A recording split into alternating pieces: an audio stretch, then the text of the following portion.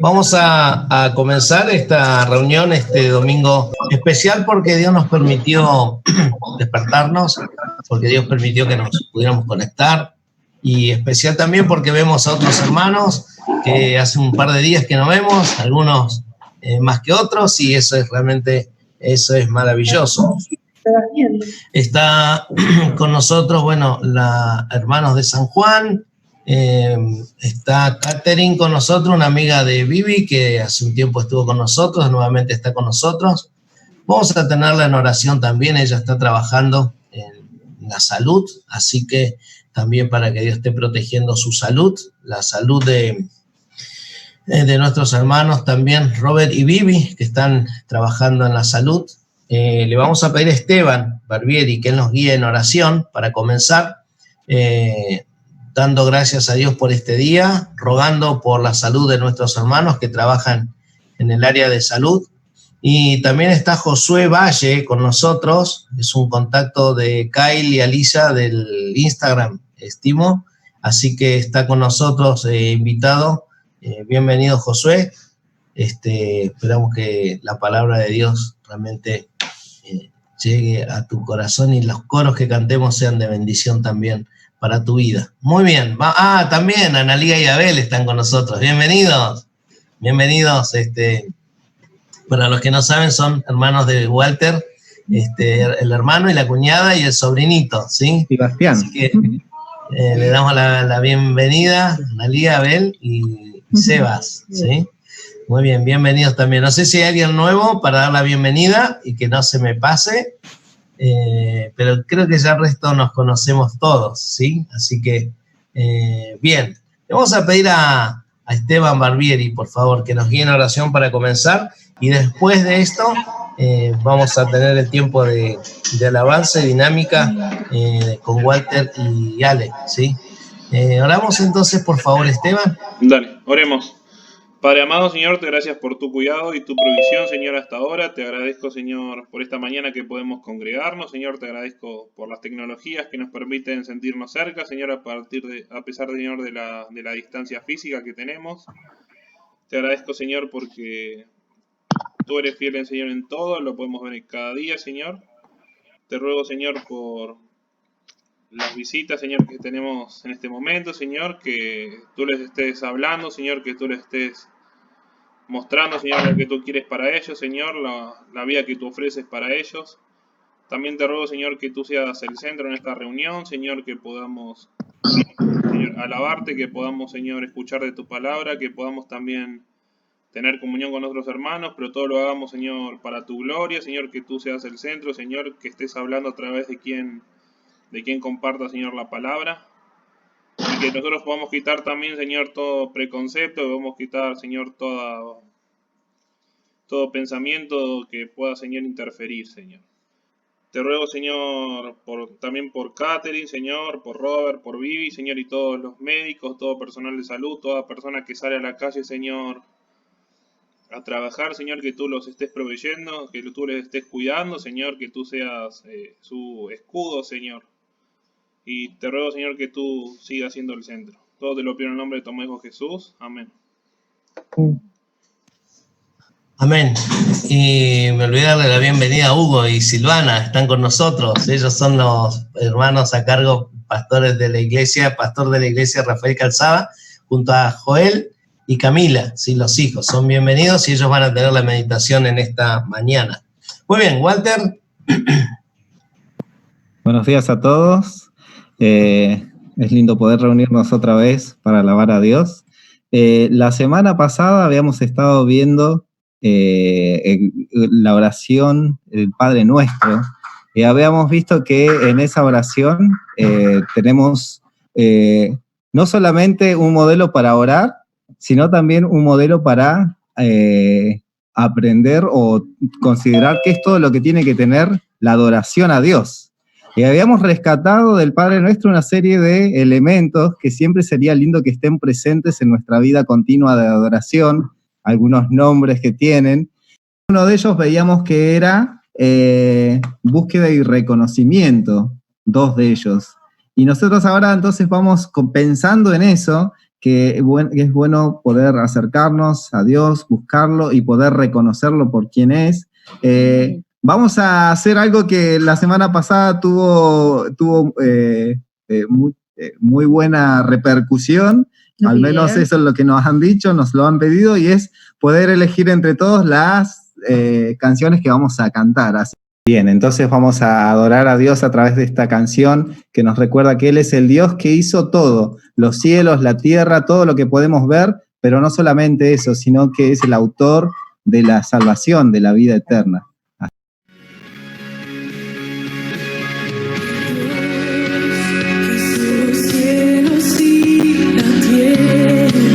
Con el poder de su palabra y reina con autoridad. El Dios que a los vientos le obedece, una palabra es suficiente para los muertos levantar. Nadie es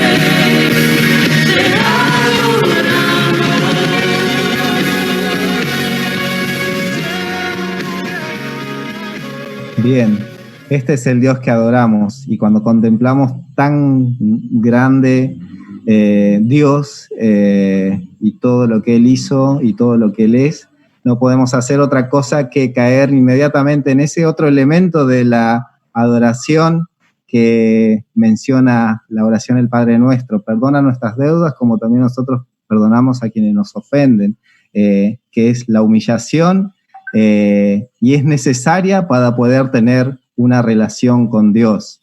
Humillación es otro de los elementos. Ahí vamos a compartir una canción más que tiene que ver con eso, para que podamos pensar en esa necesidad nuestra de pensar en la cruz de Cristo, en la sangre de Cristo, que es la única que nos limpia de todo pecado, y que podamos meditar cada uno en nuestro corazón, que solamente es su gracia la que nos basta, y que debemos siempre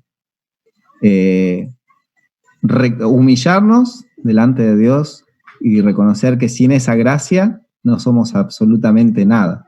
Así que vamos a cantar esa canción.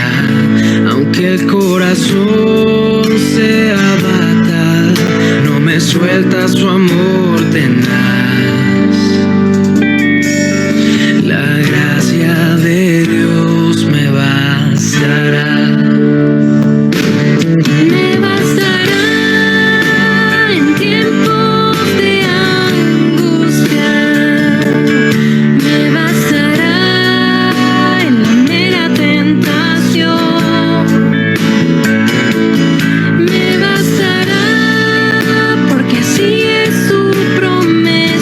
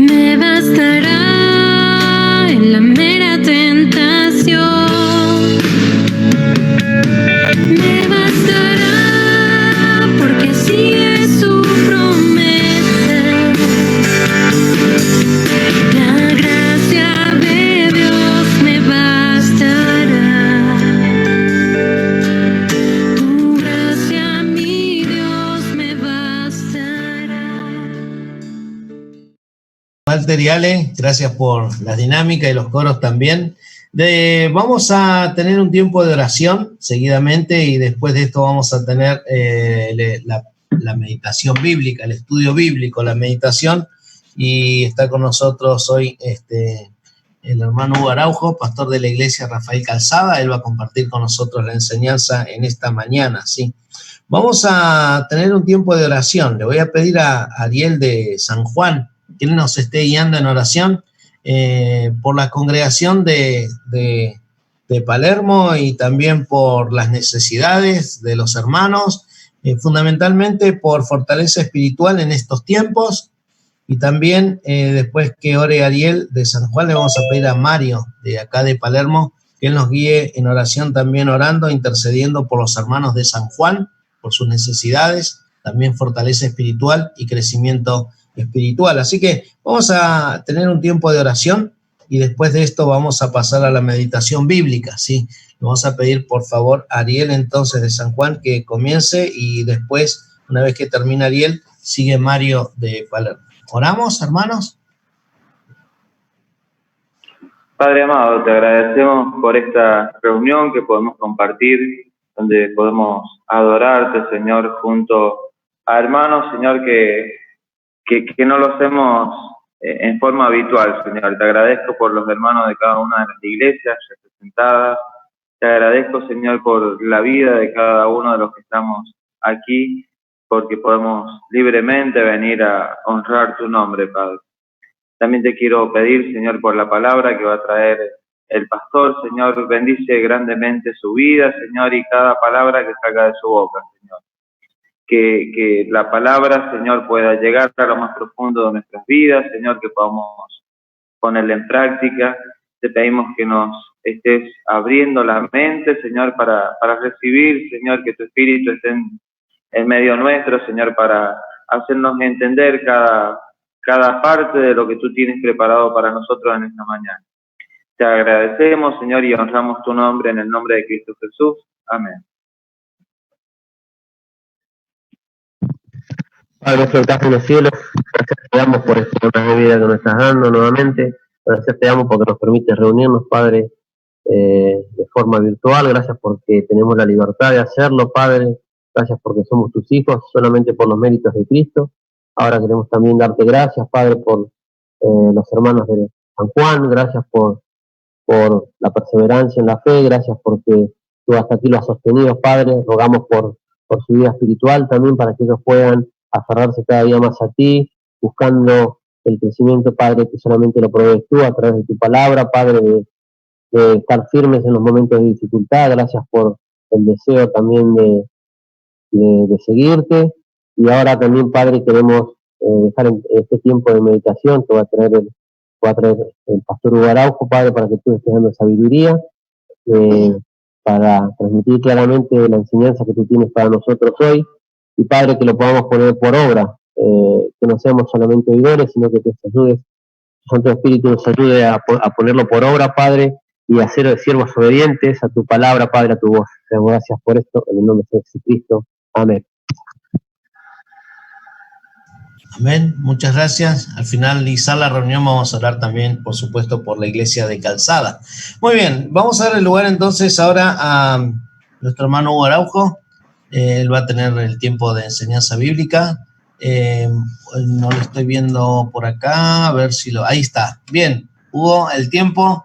Sé si querés presentar a la familia, para los hermanos que no la conocen, y después tiene el tiempo de la palabra. Hugo, adelante nomás.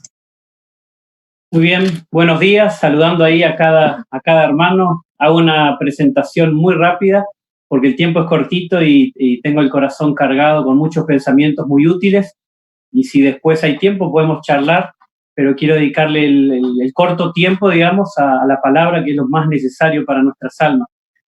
Joelito, Camila y mi esposa Silvana, estamos sirviendo al Señor en Calzada. Este año cumplimos 14 años pastoreando y sirviendo al Señor acá en esta congregación. Así que es un placer poder compartir. Gracias por la invitación. Y lindo ver algunos rostros que hacía tiempo que uno no veía, del sur, del norte, de acá de Palermo.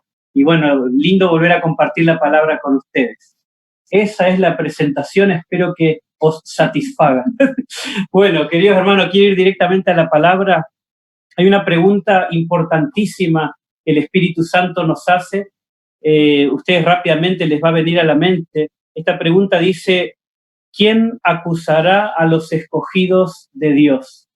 Es una pregunta que el Espíritu Santo guió la pluma del apóstol Pablo en Romanos 8:33, y el marco de este versículo, el marco de esta pregunta es Dios es el que justifica. En este marco surge la pregunta entonces: ¿quién acusará a los escogidos de Dios?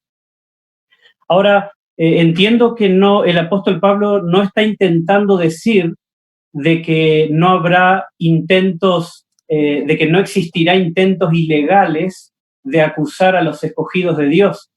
Lo que Pablo está queriendo decir en Romanos 8, está hablando a la presencia de Dios, a la mirada del juez de toda la tierra.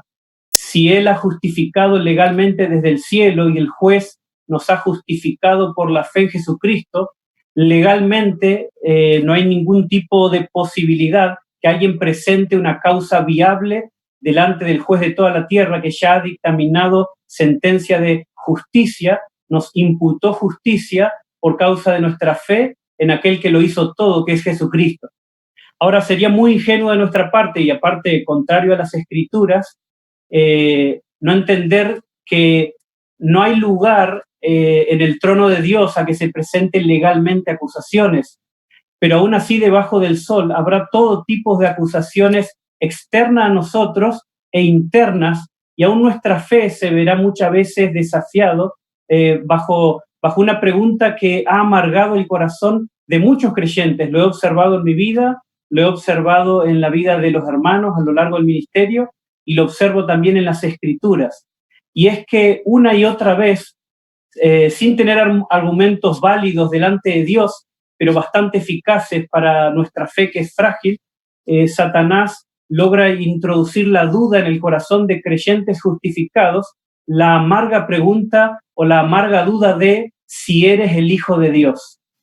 Nosotros lo encontramos a Satanás haciendo esto con el mismísimo Señor Jesucristo, diciéndole: si eres el Hijo de Dios, convierte la piedra en pan; si eres el Hijo de Dios, tírate de la punta del templo. Y atrevidamente hace este cuestionamiento. Todos sabemos que la tentación de Jesús ocurrió 40 días después de su bautismo.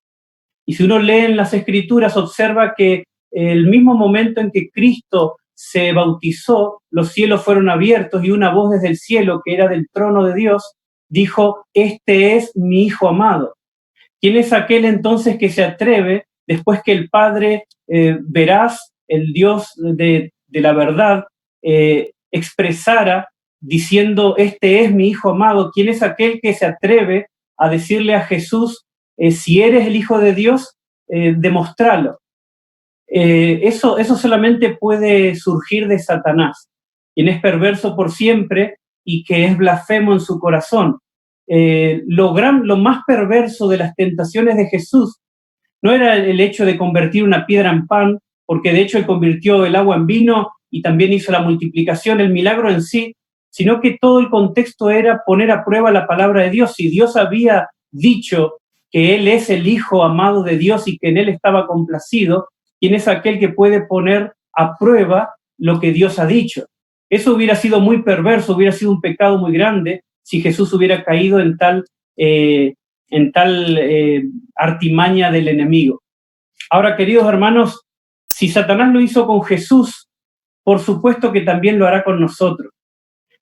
Basta recordar así rápidamente Efesios 6, donde se nos habla del yelmo de la salvación o el casco de la salvación, la seguridad y la plena convicción de que Él ha llevado mis pecados en la cruz, que Él ha anulado el acta que nos era contraria, la seguridad firme de que soy un hijo de Dios. A muchos no conozco de los que están conectados, no sé cuántos de los presentes tienen la convicción plena de que es un hijo de Dios redimido por la sangre de Jesucristo. Pero la seguridad de la salvación es algo firme en las Escrituras, el apóstol Juan dice en 1 Juan 3:2, somos hijos de Dios. Dice, y hermanos queridos, hijitos míos, ahora somos hijos de Dios. Y tal seguridad se ve en la pluma del apóstol Pablo, guiado por el Espíritu Santo, también en Juan, en Pedro y en todas las Escrituras. Ahora, Satanás tiene formas de poner en duda. Y si él logra poner esta duda y afectar, por eso es muy importante que el apóstol Pablo nos dice, o el Espíritu Santo nos dice, pónganse el casco de la salvación. La justificación tiene que ser algo concreto, claro y abrazado por nuestra fe, seguros de nuestro perdón y de nuestra salvación. Si eres el Hijo de Dios. Ahora, hay un pasaje que a mí me parece de los más perversos, porque ninguno de nosotros va a dudar de que Satanás estuvo operando en el momento de que Cristo estaba sufriendo en la cruz. Uno puede notar la mano negra de Satanás, aunque él no está mencionado explícitamente en las Escrituras. Por entrecruzar versículos, podemos darnos cuenta que Satanás estaba activo durante la crucifixión. Y basta mirar, por ejemplo, yo les leo este versículo, de las muchas burlas que se hacían en torno al sufrimiento de Cristo, y las personas que meneaban la cabeza, o los que le abofetaron, o le escupían, o decían muchas cosas, una de las cosas más terribles que Satanás agitó en el corazón, para mí está en Mateo 27:43, cuando dice, confió en Dios, líbrele ahora si le quiere, porque ha dicho, soy hijo de Dios. Esto fue una de las saetas o de las flechas que Satanás tiró directo contra la cabeza, ¿no? Contra la seguridad de la salvación, y poner en duda el amor de Dios, la justificación de Dios o el amparo de Dios, y confundirlo todo y mezclarlo todo. Queridos hermanos, esta artimaña lo utiliza Satanás sin descanso, a amargar nuestros ánimos. Intentó hacerlo con Jesús, quien nunca pecó. ¿Cuánto más efectivo entonces es para nosotros, que a pesar de ser justificados y redimidos, todavía seguimos tropezando con pecados y debilidades? Qué fácil se hace para Satanás, cuando estamos en un momento de debilidad, de dudas o de enojos, o nuestras emociones están alterándose, traer todo tipo de dudas acerca de cuál es nuestra relación legal con Dios, y él mezclarlo todo. Entonces, nosotros hoy vamos a concentrarnos en el Salmo 3, pero antes del Salmo 3 me veo en la obligación de llevarlos al libro de 2 Samuel. Por favor, los que puedan y quieran buscar el segundo libro de Samuel. Rápidamente voy a hacer un breve resumen. ¿Por qué tengo que ir a 2 Samuel si vamos a mirar el Salmo 3? Bueno, resulta ser que el Salmo 3, como lo dice abajo del título, después lo vamos a ver, ese Salmo 3 lo escribió el rey David, el ungido de Dios, aquel muchacho que era conforme al corazón de Dios. Él escribió ese Salmo 3 en un contexto muy particular. Él ya era rey por varios años en Israel, y su hijo Absalón lo estaba persiguiendo para darle muerte, y había conspirado contra su padre, tomó su trono a la fuerza. Todo ese contexto es muy importante recordarlo rápidamente para entender el valor del Salmo 3. ¿Cómo es que David llega a escribir lo que escribe en el Salmo 3? La introducción quizás es más larga que el recorrido que vamos a hacer en el Salmo 3. Tiene solo 8 versículos. Les digo esto para que nadie se desespere. Pero la pregunta, cuando uno mira el Salmo 3 a la luz del contexto en el que David lo escribe, es decir, ¿cómo puede alguien escribir el Salmo 3 cuando tu propio hijo te está queriendo matar, te quitaron el trono, te despojaron de todo? ¿Cómo puede alguien escribir esas palabras en el Salmo 3? Y ahí es donde entra el casco de la salvación, la seguridad de la justificación. Un resumen rápido.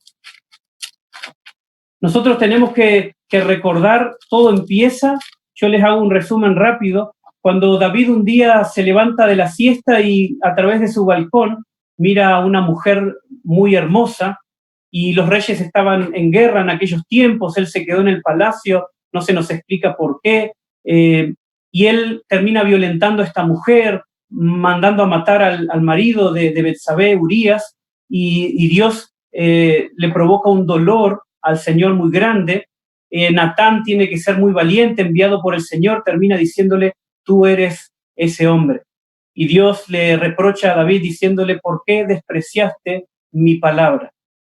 También el profeta Natán le dice a David, Dios ha remitido tu pecado, Dios ha perdonado tu pecado.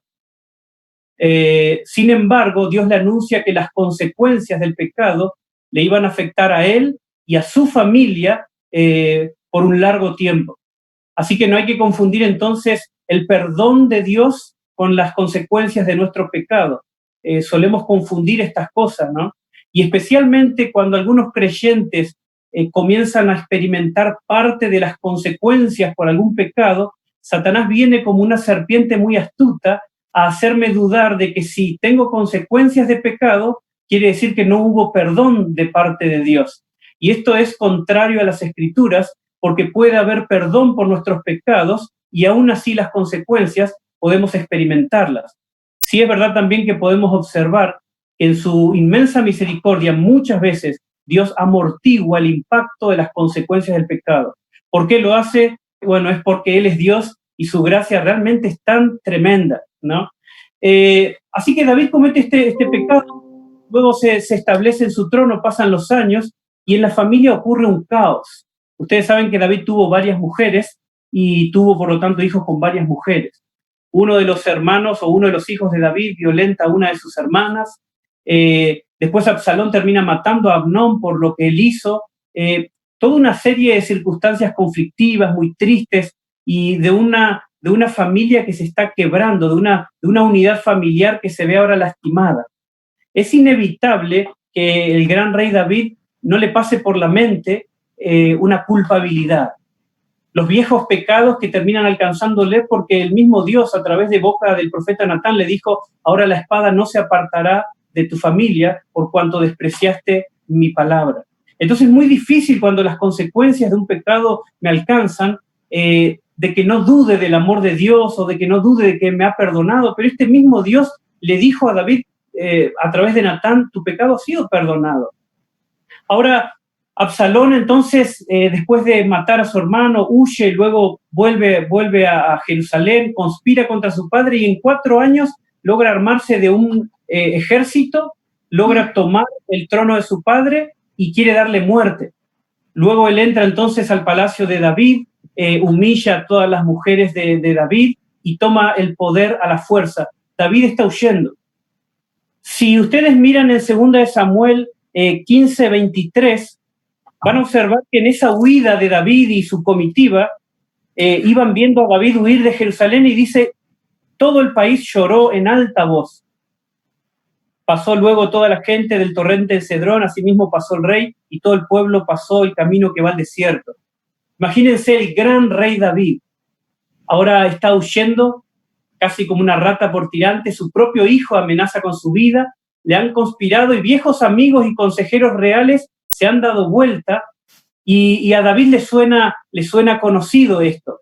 Él recuerda en los años de su juventud cuando pasó muchos años escondido en el desierto, huyendo de la envidia y de la codicia de Saúl. Pero ahora ya siendo un hombre mayor y habiéndole Dios establecido en el reino, ¿por qué otra vez? ¿Por qué otra vez huir? Y ahora su propio hijo le quiere dar muerte. Todo Jerusalén está llorando. Fíjense también en 2 de Samuel 15, en el versículo 25 y 26, dice que el rey le dijo a Sadoc, vuelve el arca de Dios a la ciudad. Si yo hallare gracia, fíjense que no hay seguridad en este momento.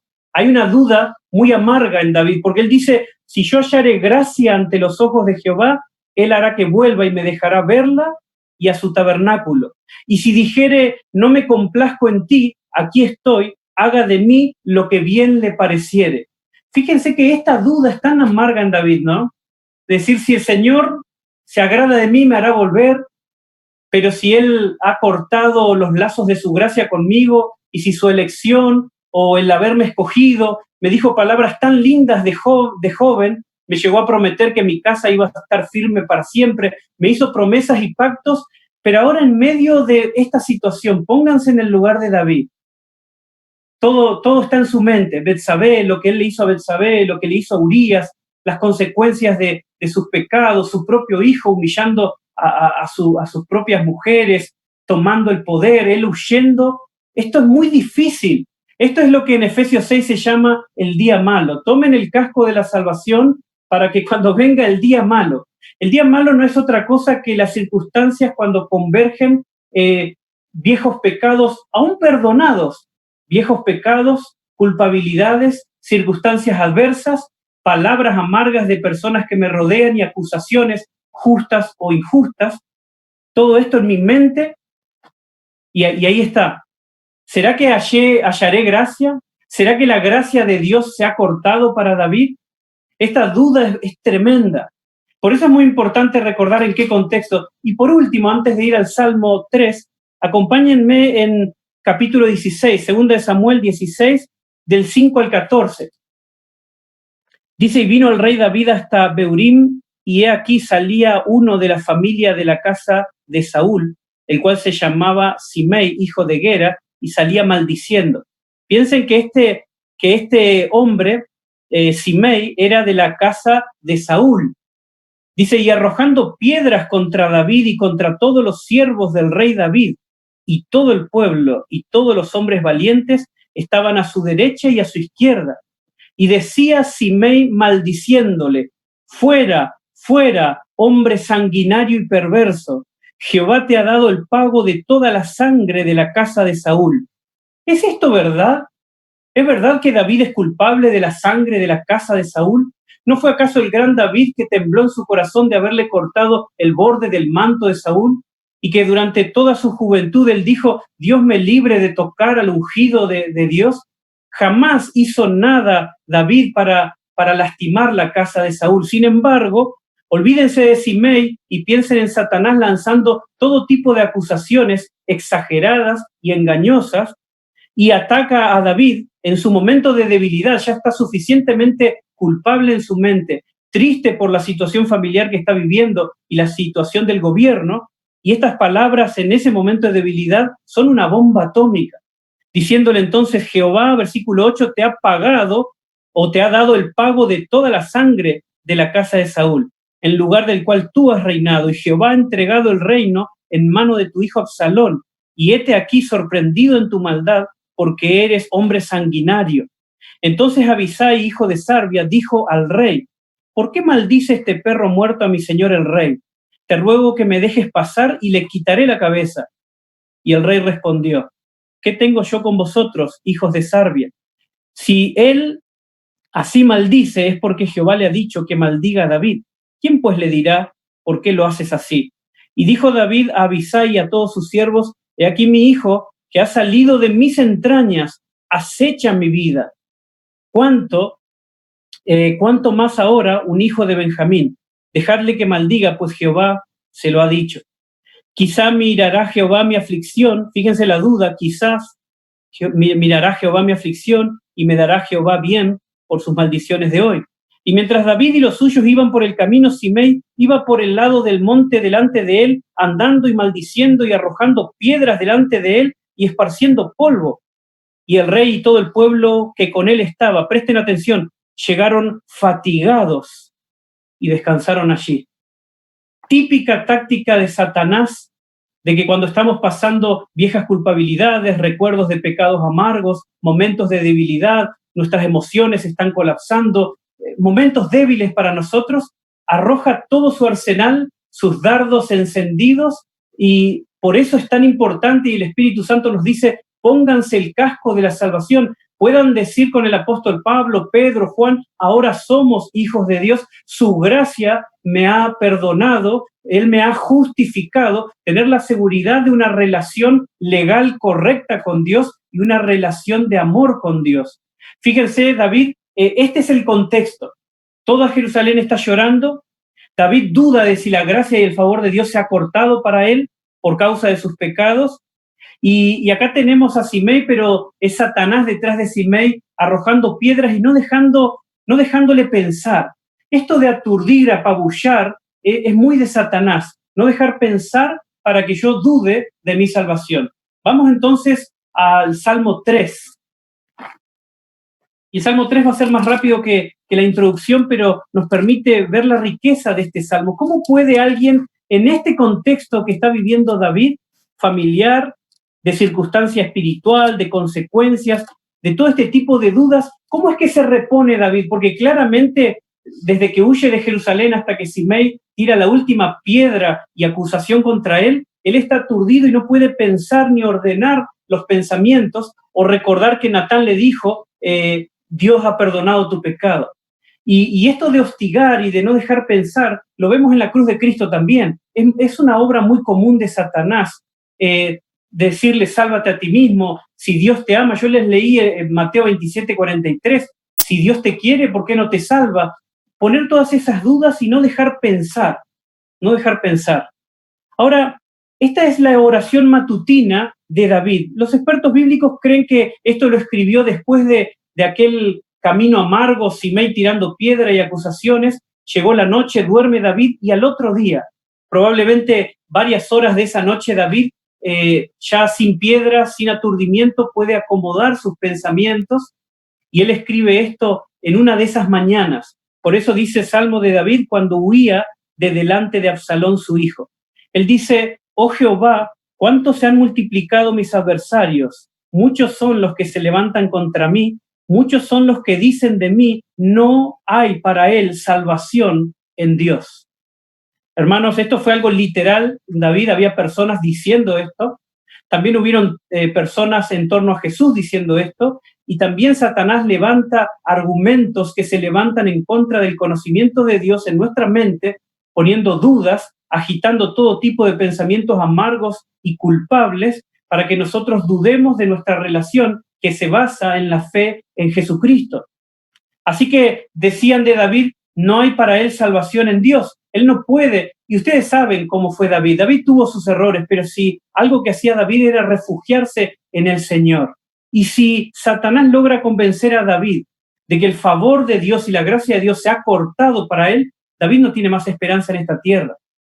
Todos sabemos por David y por varios de los salmos de David que si no era Dios, entonces él no tenía ni un otro lugar en donde refugiarse. En el versículo 3 dice, mas tú, Jehová, eres escudo alrededor de mí, mi gloria y el que levanta mi cabeza.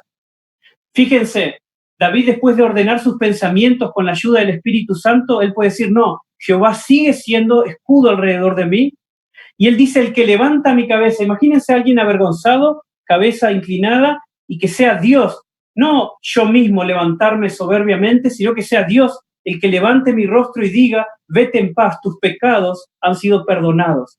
Tú eres Dios que en el momento oportuno levantas mi cabeza, que habla de la dignidad del perdón de Dios, de la tranquilidad que da saberte perdonado y en una relación correcta con Dios, sin importar que las circunstancias quieran ahogar mi relación con Dios o quieran sembrar dudas de si la gracia de Dios se ha apartado de mi vida. La gracia de Dios es inquebrantable.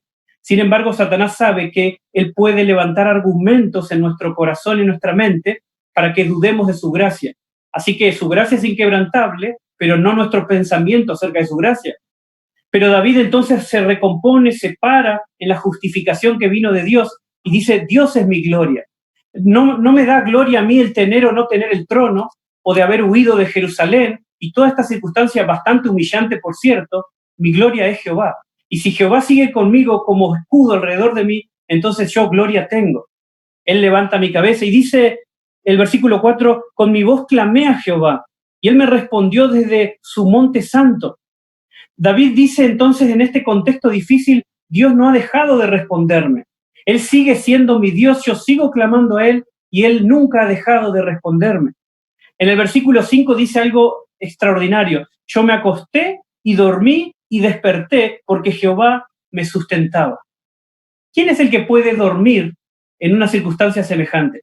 Piensen, Absalón, el trono, Urías, Betsabé, errores, todo esto ¿qué puede detener esta maquinaria de culpabilidad? La justificación, apropiándonos de la justificación a través de la fe y la firme convicción, el casco de la salvación, de saberme perdonado por el juez de toda la tierra.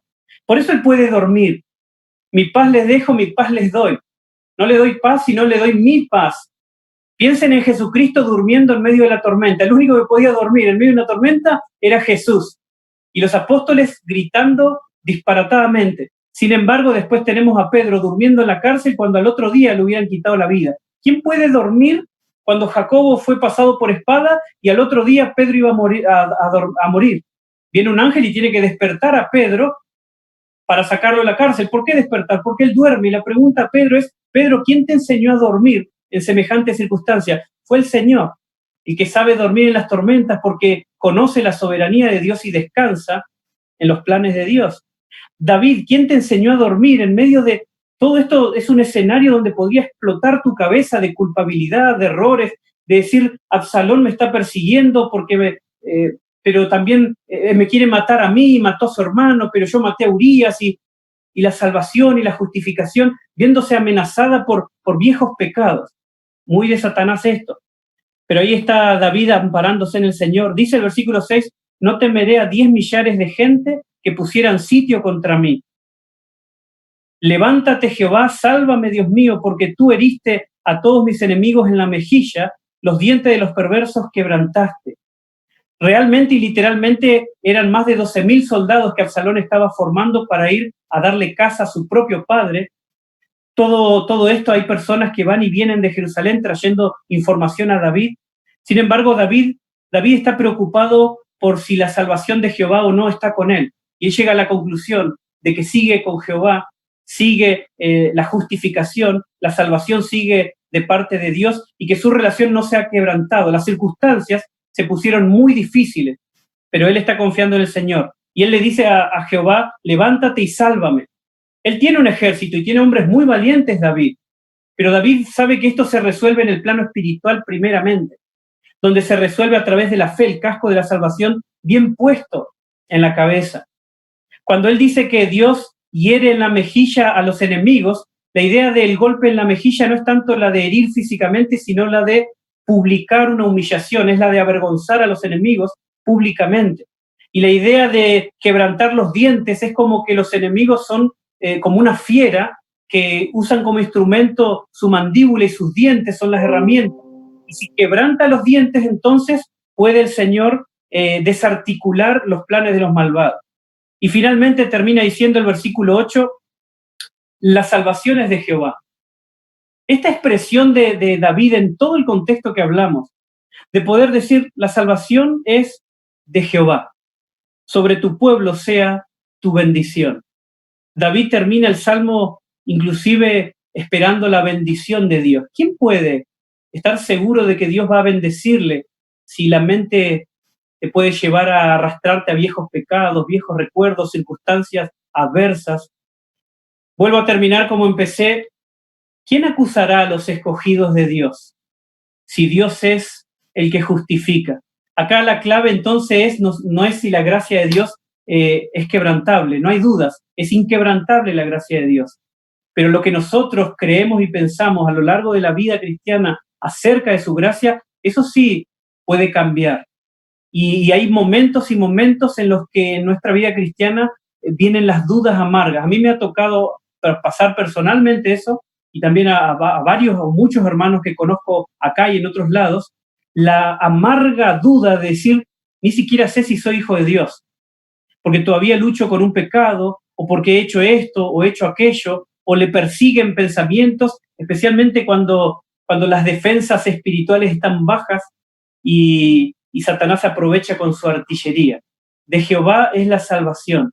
Y si has puesto tu fe en Jesucristo, y Él es tu Salvador, y Él es tu Señor, entonces Dios te ha justificado, y Jesucristo le ha dicho a tu alma, vete en paz y no peques más. Puede haber paz para aquel que ha depositado su fe en Jesucristo. Si alguno de los presentes virtualmente ha atravesado, está atravesando esta amargura de pensamiento, afírmese en la justificación del Señor, afírmese en la obra de Cristo el Salvador, glorifique a Dios por encima de sus sentimientos, porque aunque nuestros sentimientos fallen, no por eso nuestra justificación está en riesgo. Dios es el que justifica. Espero, hermano, que estos pensamientos sean de bendición para cada uno de ustedes. Amén. Muchas gracias, hermano Hugo. Gracias por la meditación. Gracias por la reflexión de que Dios está con nosotros a pesar de las circunstancias, a pesar de las dificultades. Vamos a cerrar este tiempo con una oración, ¿sí? Vamos a inclinar nuestros rostros y vamos a orar, y después de esto tenemos un coro más. ¿Sí, Walter? Bien, vamos a orar entonces. Padre, delante de tu presencia, una vez más, agradecidos por tu palabra, agradecidos por tu gran amor, por tu gran poder, por tu gran misericordia. Reconocemos la soberanía de nuestro Dios en nuestras circunstancias, en nuestros momentos en los cuales tenemos que transitar. Nada es al azar, nada es un caso fortuito para los que te aman, Señor, para tus hijos, sino que en cada una de esas circunstancias tú estás obrando con un propósito claro. Aunque a veces no entendamos las circunstancias, Señor, pero seguramente el enemigo también aprovecha esos momentos difíciles de vulnerabilidad para atacar, para provocar desánimo, Señor. Que lo que escuchamos hoy, lo que estudiamos hoy de tu palabra, sea para nosotros una clara verdad en nuestros corazones y nuestra convicción de fe. En Cristo Jesús. Amén. Muy bien, Walter, tenemos un coro más y después de esto ya tenemos la oración final y después ya nos saludamos todos, ¿sí? Walter. Bien, gracias, David. Decíamos también la semana pasada que finalmente, después de tener un tiempo en donde buscamos a Dios, lo reconocemos por quien es, nos humillamos delante de Él al reconocer la grandeza de Él y lo pequeño que somos y entender que nuestra dependencia es absoluta y totalmente de Dios. Y luego pasamos un tiempo frente a la Escritura, sometiendo nuestra voluntad a la de Él. El resultado natural siempre tiene que ser querer consagrar nuestra vida entera a Dios. Eso debe pasar todo el tiempo que pasamos un tiempo de adoración a Dios. El resultado inmediato tiene que ser querer consagrar nuestra vida. Y la canción que vamos a cantar ahora tiene que ver con eso.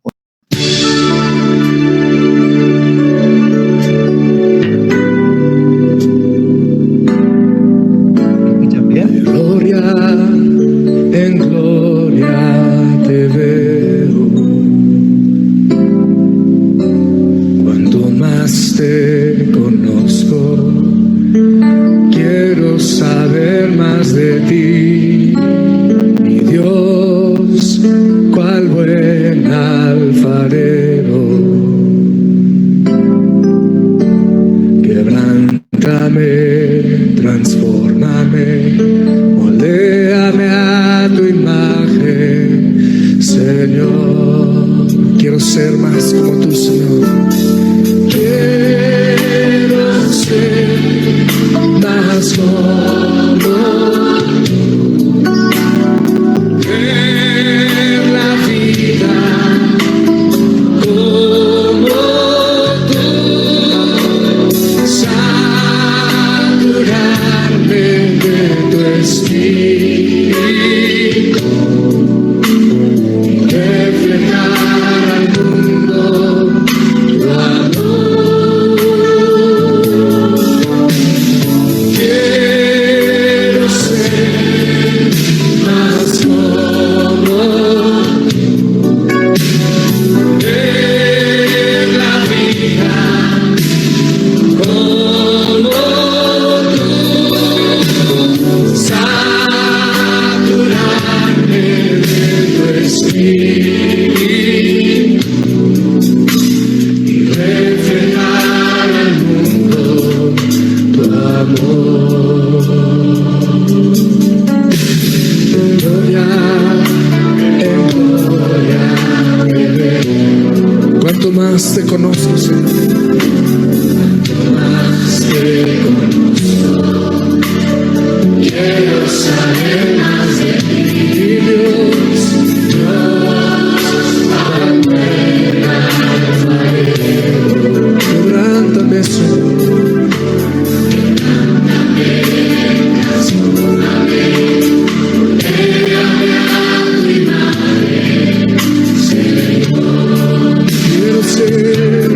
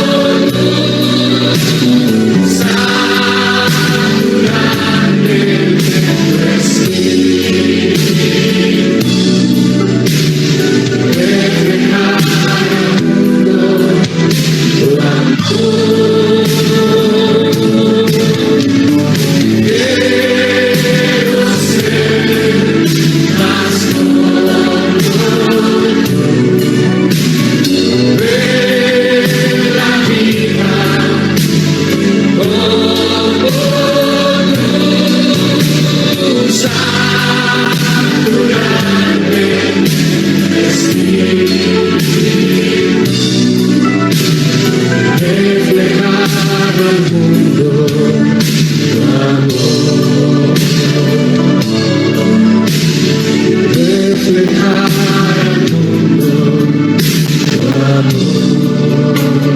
reflejar al mundo tu amor.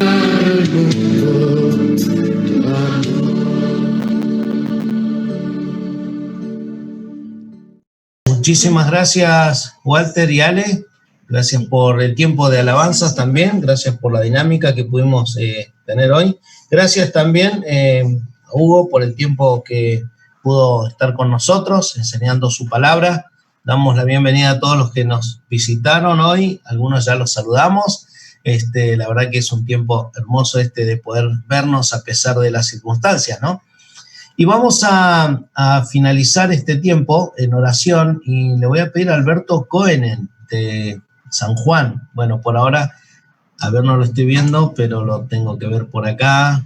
Ahí está, Alberto Coenen. Por favor, si nos podés guiar en oración, Alberto, para terminar este tiempo y también orar por el resto de las iglesias, además de Calzada, el resto de las iglesias de UME, para que podamos ser fortalecidos en este tiempo de cuarentena, ¿sí? Albert, por favor. Bueno, te queremos agradecer ahora, Padre nuestro, por el tiempo compartido con los hermanos de Palermo. También te queremos agradecer por la palabra que pudimos escuchar y queremos pedir también por las otras iglesias, sea de Trelew o de Caleta Olivia, de Santa Rosa, también de Rafael Calzada o de Monte Grande, y también ahí en Fiambalá o acá en San Juan. Queremos pedirte que tú bendigas a cada uno de los hermanos de las iglesias para que tu iglesia pueda ser una luz en cada ciudad. Pedimos que tú sigas trabajando a través de cada uno para que otros puedan llegar a conocerte. También te queremos encomendar esta nueva semana en tus manos y pedir que tú nos guíes en nuestros trabajos para que podamos ser una luz para ti. Lo pido en el nombre de Jesús. Amén.